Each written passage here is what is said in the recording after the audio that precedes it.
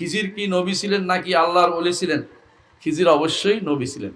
খিজির আলাইহিস সালাতু ওয়াস সালাম নবী ছিলেন কেন?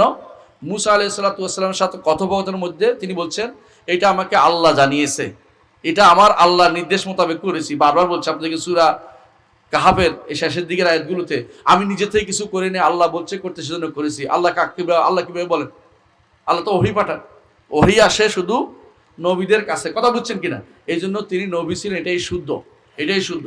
আর তিনি মরে গেছেন, তিনি এখন জীবিত নাই। কেউ যদি মনে করে খিজির জীবিত আছে, সে ব্যক্তি এক পথভ্রষ্ট। রসুলের যুগেও তিনি ছিলেন না, রসুলের যুগেও তিনি জীবিত ছিলেন না, এর আগেই তিনি মারা গেছেন।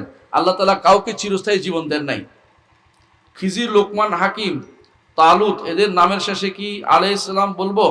শুধু খিজিরের নামের শেষে আলাইহিস সালাম বলবেন। লোকমান হাকিম এবং তালুত এদেরকে রহমতুল্লাহ আলাইহি বলবেন, আল্লাহর রহমত তাদের উপর হোক, দোয়া করবেন। কিন্তু তারা নবী ছিলেন না, এটা আপনি বিশ্বাস করতে হবে। তালুত তো নবী ছিলেনই না, তালুত শাসক ছিলেন। এবং লোকমান হাকিম ছিলেন হাকিম, অত্যন্ত প্রাজ্ঞ ব্যক্তিত্ব, জ্ঞানী, কথাবার্তা বলতেন, কিন্তু নবী ছিলেন না।